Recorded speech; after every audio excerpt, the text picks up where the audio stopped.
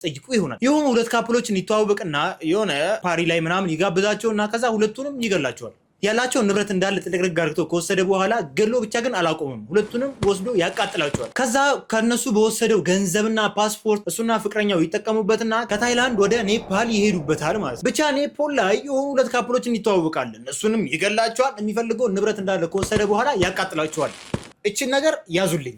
ያቃጥላቸዋል። የት? ኔፓል ውስጥ። በኋላ ታሪኩ ላይ ትልቅ ተጽዕኖ የምታሳድረው እቺ ስለሆነ ከዛ ድጋሚ የእነሱን ፓስፖርት በመጠቀምም ትንሽ ጊዜ ከቆየ በኋላ የእነሱን ፓስፖርት በመጠቀምም ወደ ታይላንድ ይመለሳል ማለት ነው። ታይላንድ ከሄደ በኋላ እዛም ብዙ አልቆየም። ከዛ ወደ ኢንዲያና ይሄዳል። ይህ ሰውዬ የሰረቀ በሚያገኛቸው ገንዘብ እንግዲህ የተደላቀቀ ህይወትን መኖር ይጀምራል ማለት ነው። ብቻ ኢንዲያና ውስጥ ከሄደ በኋላ የሆነ ቱሪስት ያገኛል። ለሱንም በቢላዋ ረድ ያደርገውና የሚፈልገውን ንብረት እንዳለ ከዛ ፓስፖርቱን ተጠቅሞ ወደ ኔፓል ይመለሳል። ኔፓልም ይሄድና እዛ ኔፓል የሆነ ነገር ይፈጠራል። ድጋሚ አሁንም ሰው ገሎ ወደ ታይላንድ ይመለሳል። እነዚህ ትሪያንግል የሆነ ሀገራቶች ይመላለሳል።